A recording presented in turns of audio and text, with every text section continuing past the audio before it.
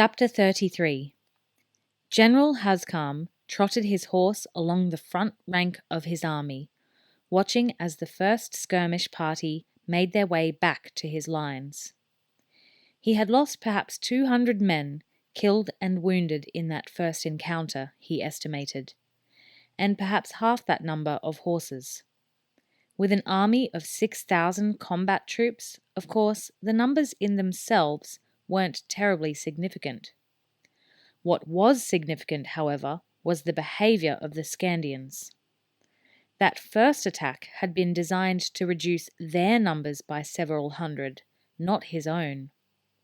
In fact, there had even been the slight hope that the majority of the Skandians might have been drawn out from behind their defensive positions into the exposed ground where they would have been easy meat for his mounted archers.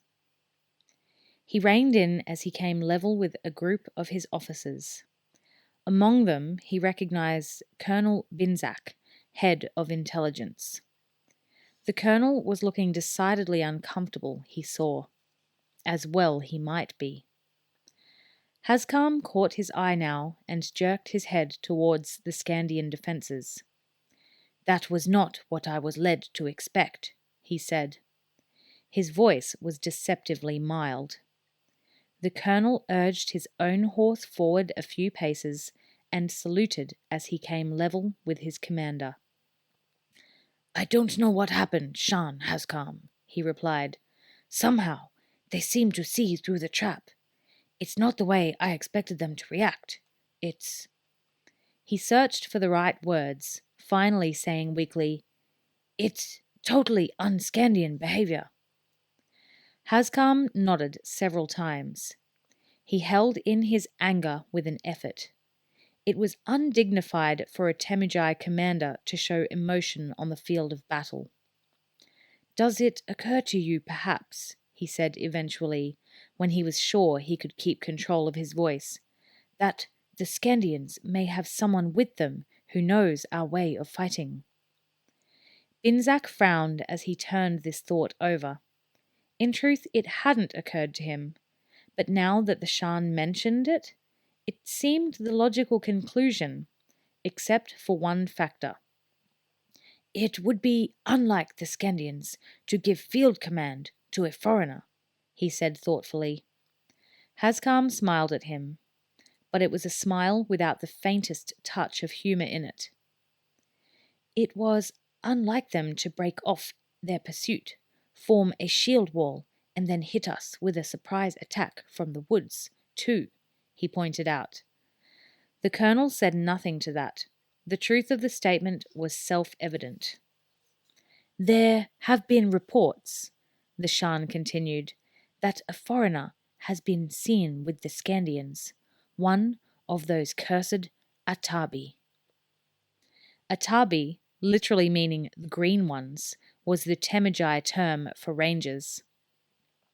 In the years since Halt had made his successful horse raid, the Temujai leaders had attempted to gather as much knowledge as they could about the mysterious force of men who wore green and grey cloaks and seemed to meld into the forest.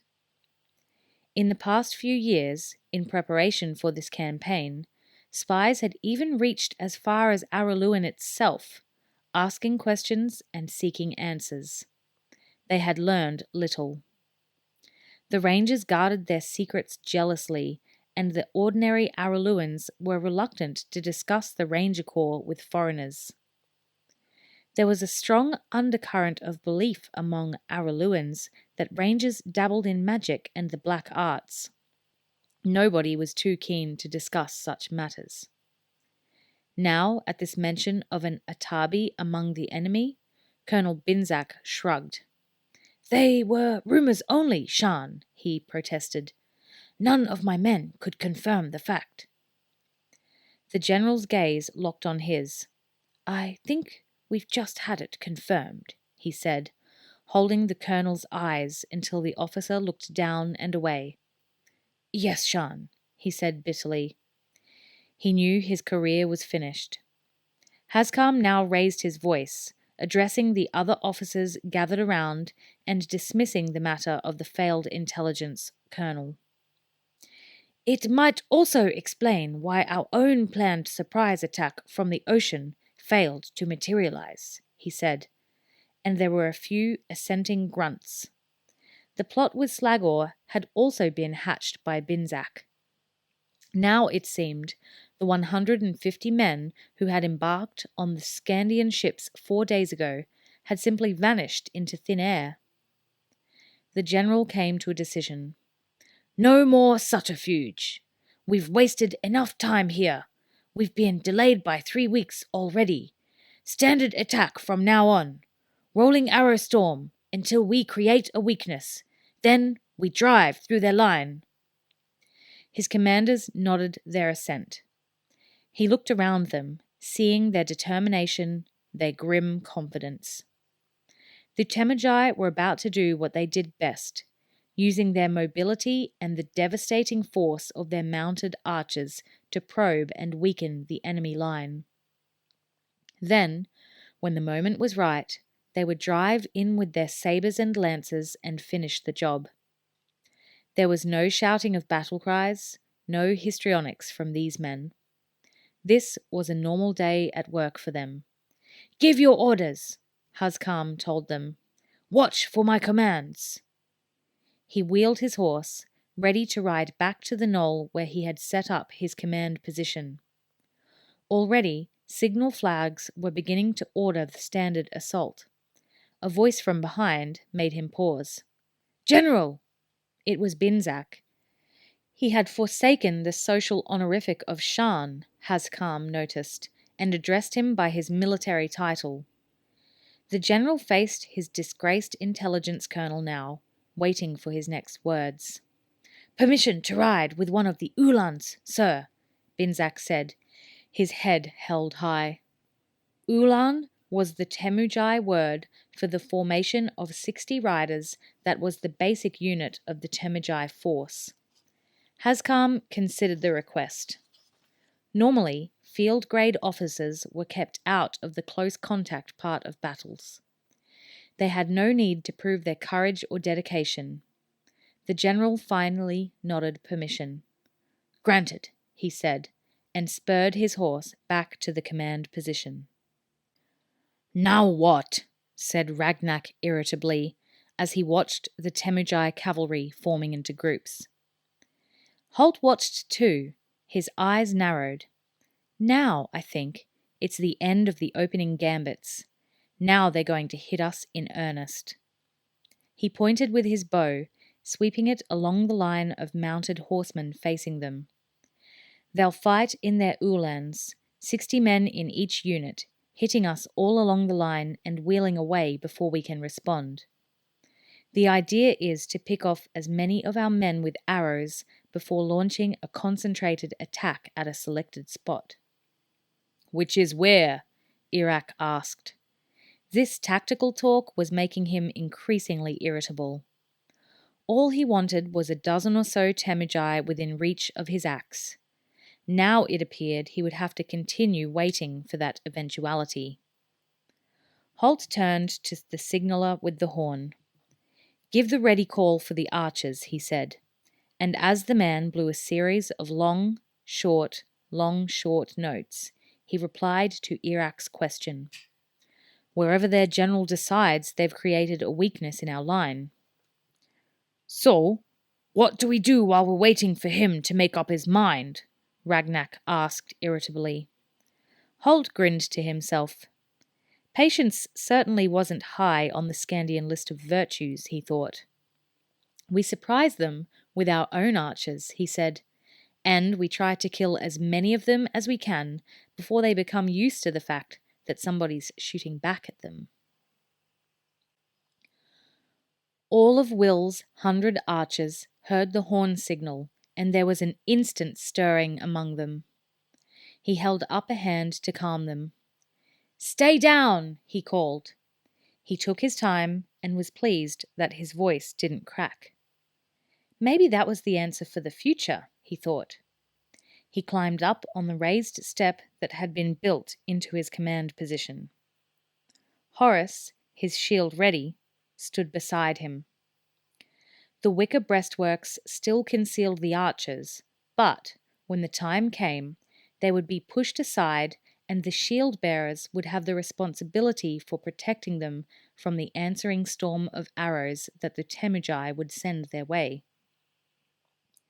Below Horace and Will's more exposed position, protected by earthworks and a wicker overhang, Evanlyn crouched in her position, with a clear sight of the line of archers. The assembled troops of horsemen began to move now, cantering slowly at first, then at increasing speed. Will could see that, this time, each man was armed with a bow. They thundered towards the Skandian line, not in one extended line as they had before, but in a dozen separate groups. Then, 100 meters from the Skandians, each group wheeled, so they were heading in a dozen different directions and sending volley after volley of arrows, arcing up and over the Skandian lines. Will drummed his fingers nervously on the breastworks before him. He wanted to see the Temujai pattern before he committed his men. The first surprise would have the maximum potential to disrupt the enemy, and he wanted to make sure he didn't waste it.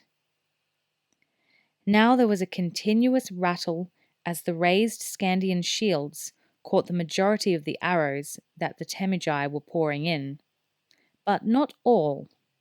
Men were falling along the Skandian lines and being dragged back out of the battle line by those behind them, who then stepped in to replace them.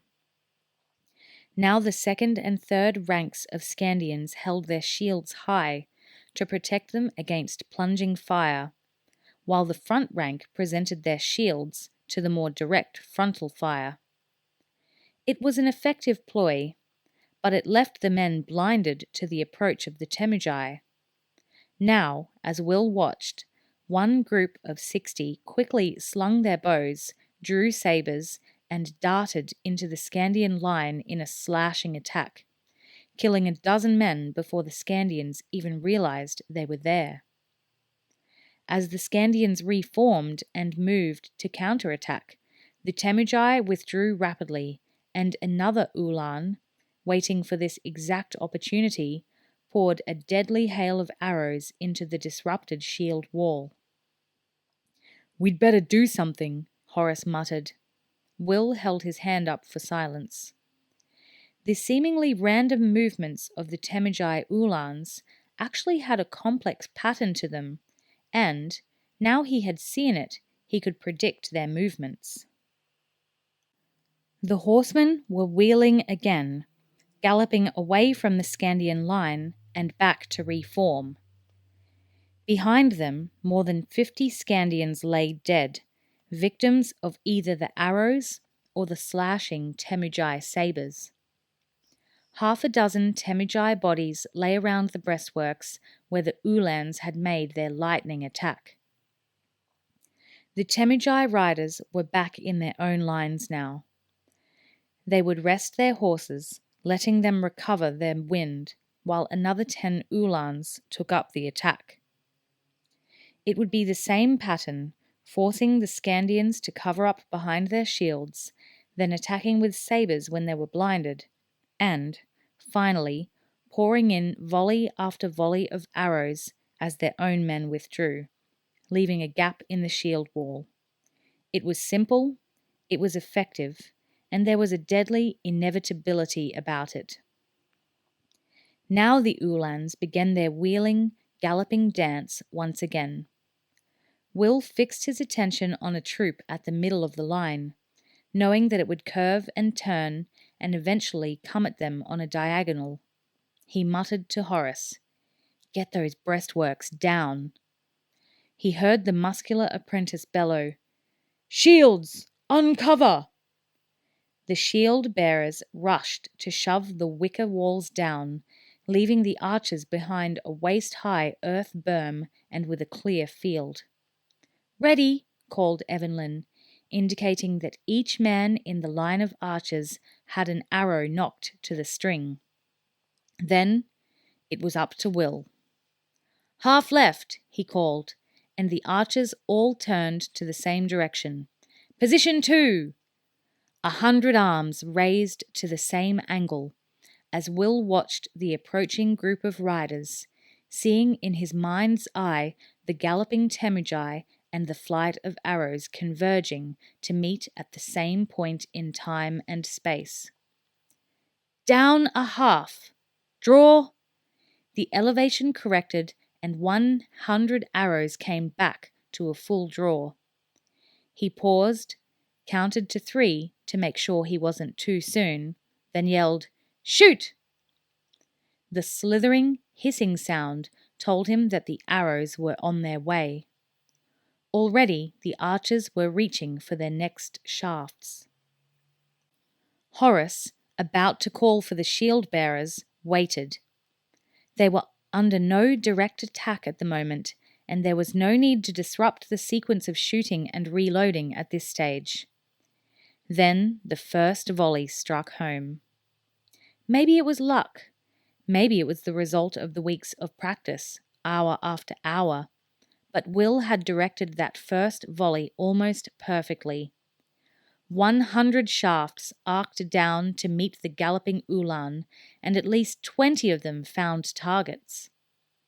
Men and horses screamed in pain as they crashed to the ground. And instantly, the disciplined, structured formation of the Ulan was shattered. Those who were unhurt by the arrows were confronted by their comrades and their horses tumbling and rolling headlong. And as each stricken man fell, he took another with him, or caused his neighbour to swerve violently, reining his horse in, soaring on the reins until the tight formation was a milling mass of plunging horses and men. "Ready!" called Evanlyn. From her position, she couldn't see the result. Quickly, Will realized he had the chance now to deal a devastating blow to the enemy. "Same target. Position 2. Draw!" He heard the scrape of arrows against bows as the men drew back their right hands until the feathered ends of the shafts were just touching their cheeks. "Shoot!" Another volley hissed away at the tangle of men and horses. Already, Will was yelling for his men to reload. In their haste, some of them fumbled, dropping the arrows as they tried to nock them. Wisely, Evanlyn decided not to wait until they had recovered. "Ready!" she called. "Same target. Position 2. Draw!"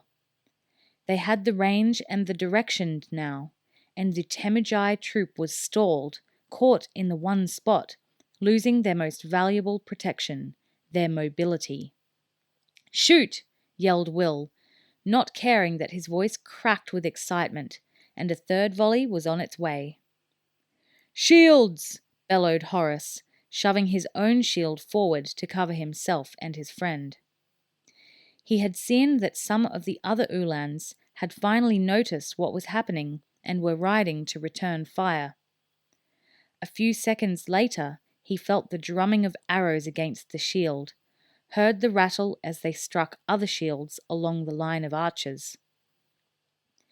There was no way that the Temujai could send a squad with sabres in towards the archers. Halt had placed Will and his men to one side and behind the Skandian main line of defence. To reach them, the Temujai would have to fight their way through the Skandian axemen. The troop that Will had engaged had taken 3 carefully aimed volleys, nearly 300 arrows, in quick succession. Barely 10 men of the original Ulan remained alive. The bodies of the others littered the ground. Their riderless horses were galloping away, neighing in panic. Now, as the other riders wheeled away towards their own lines, Will saw a further opportunity. Another 2 Ulans were riding in close proximity and still well within range.